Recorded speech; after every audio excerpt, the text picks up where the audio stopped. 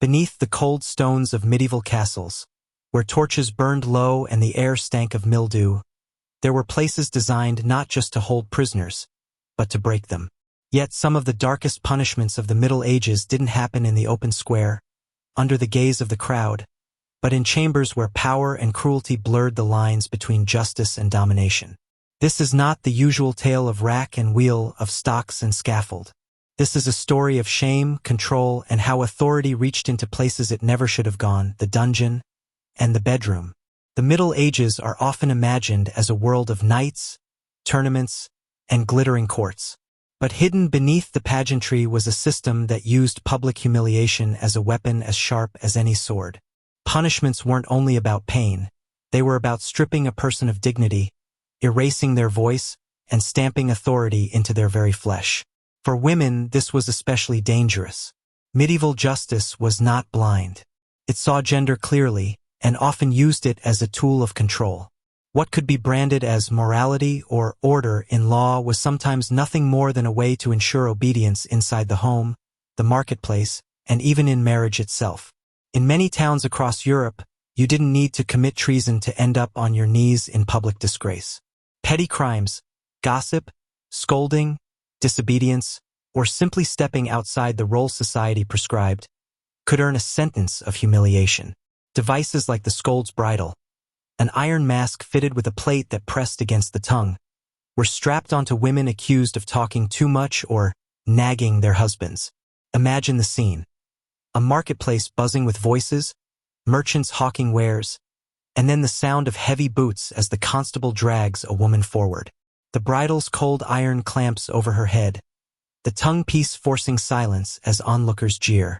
This was not about crime. This was about power enforced with spectacle. But while these punishments were public and noisy, there were others, quieter, more insidious, that took place behind closed doors. In noble households and castle halls, discipline often blurred into something more personal. Lords claimed authority not only over their serfs' labor but sometimes over their very bodies.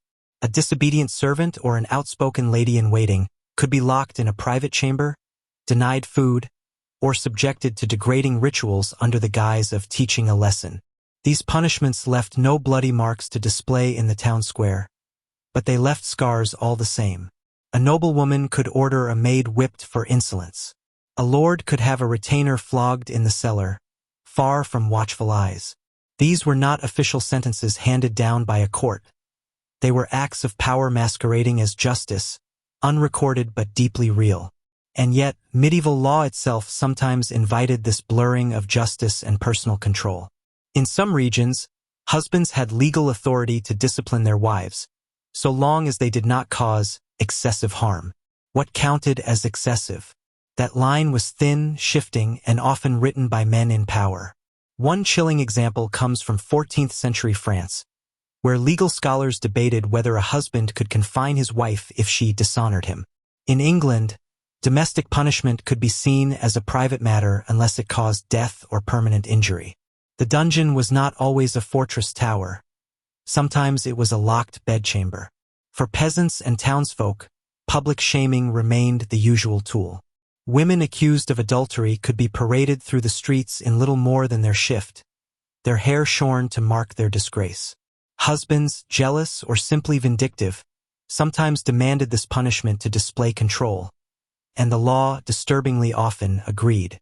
A 15th century German record describes a woman forced to ride backward on a donkey through her own village, holding a heavy stone as a symbol of her sin.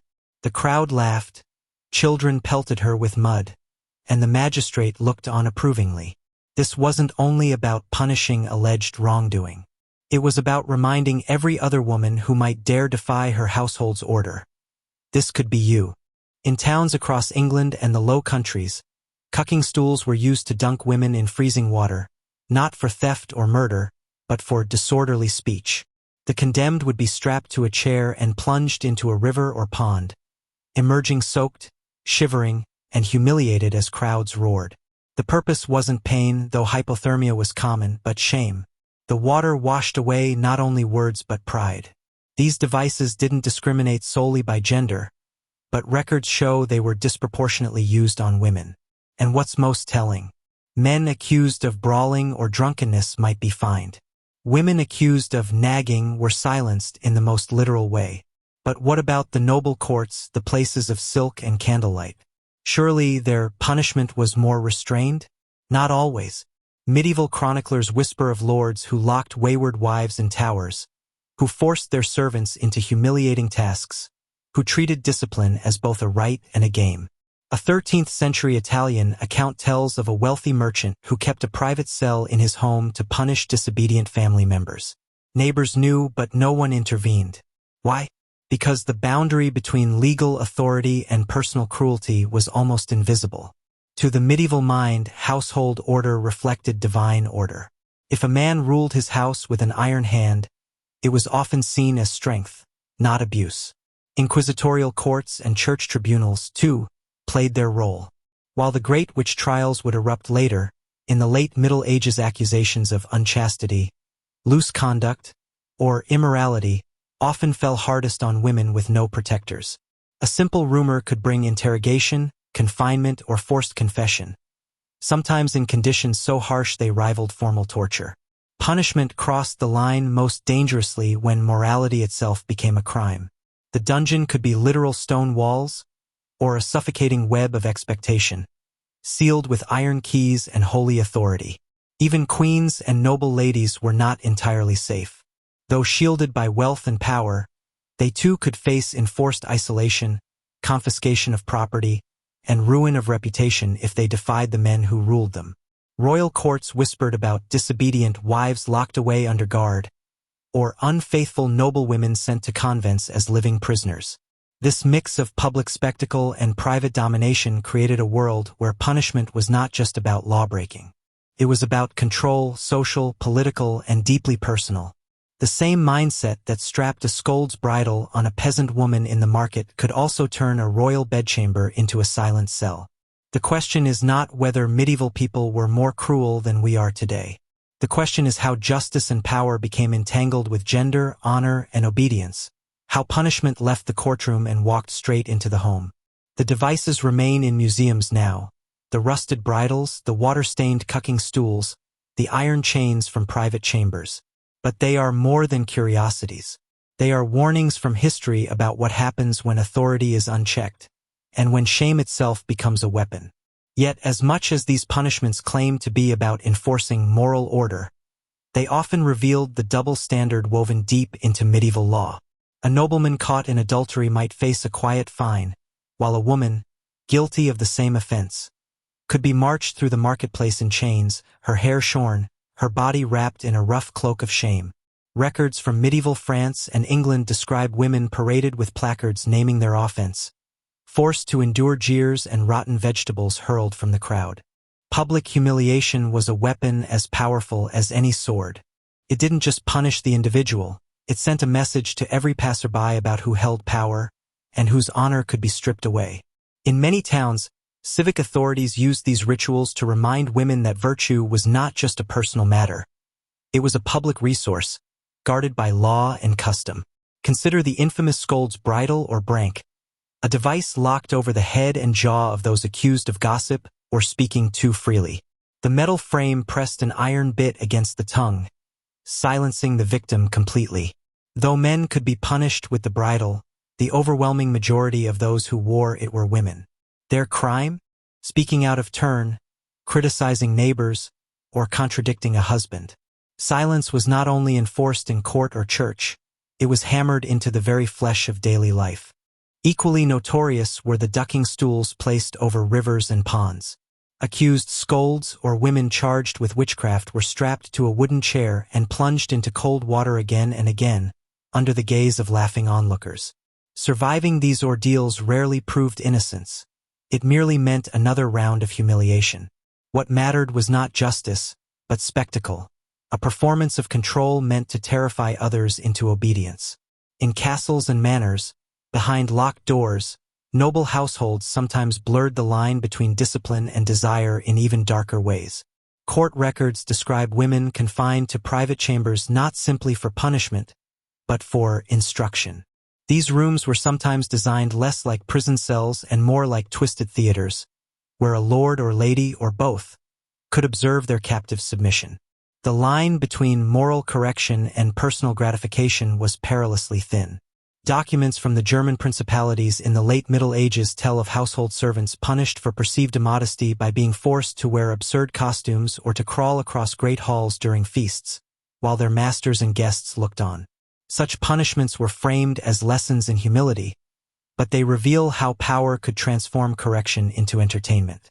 In some Italian and Spanish cities, authorities combined religious ritual with civic shame. Women convicted of adultery or unchaste living might be forced to walk barefoot through the streets wearing nothing but a thin shift, clutching a candle as if in penance, while friars chanted psalms behind them. These ceremonies were called processions of repentance, but they also functioned as grim parades of fear. The accused were not only atoning before God, they were being broken before their neighbors. And yet, not all resistance was crushed. Chronicles tell of women who shouted back at the crowd during their punishment, refusing to bow their heads. Some even became folk heroes, symbols of defiance against unjust authority.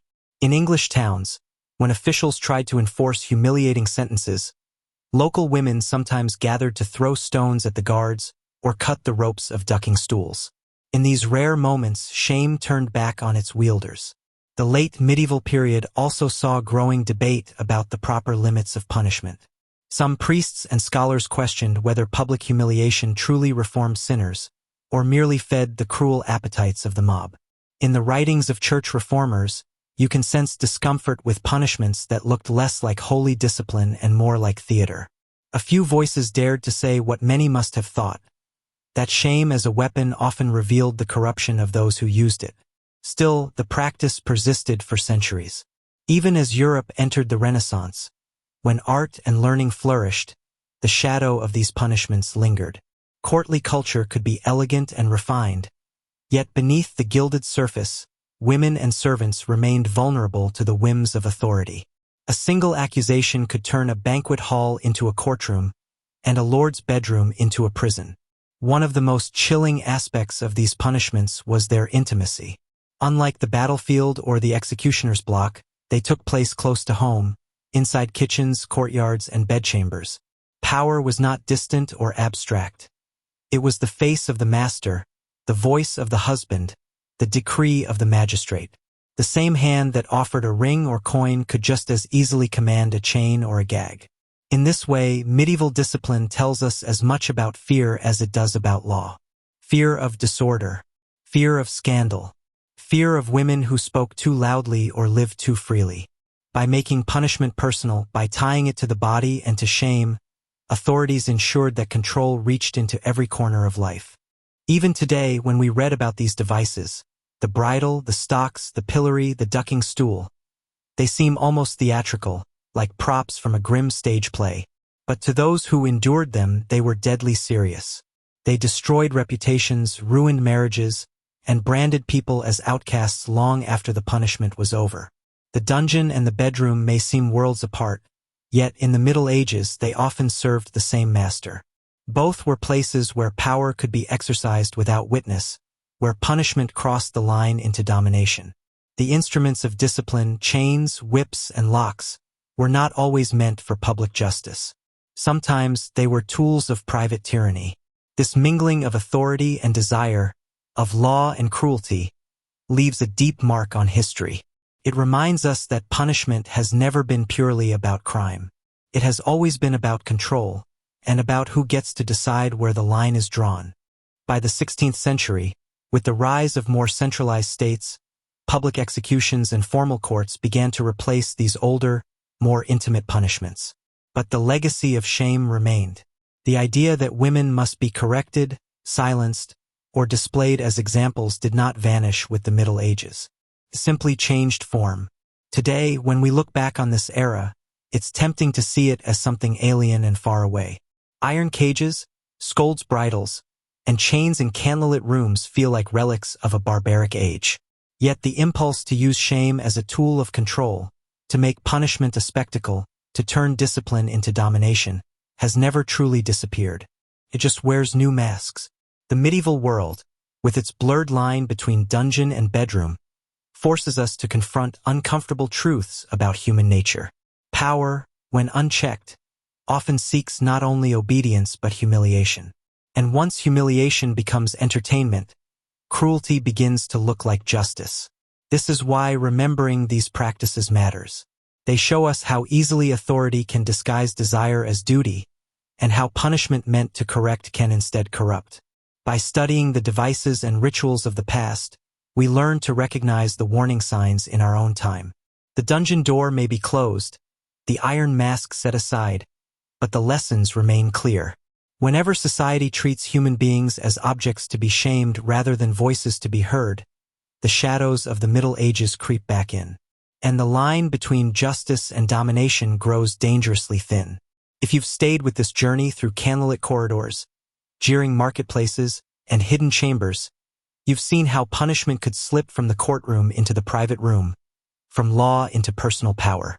The medieval world may be gone, but its echoes still warn us.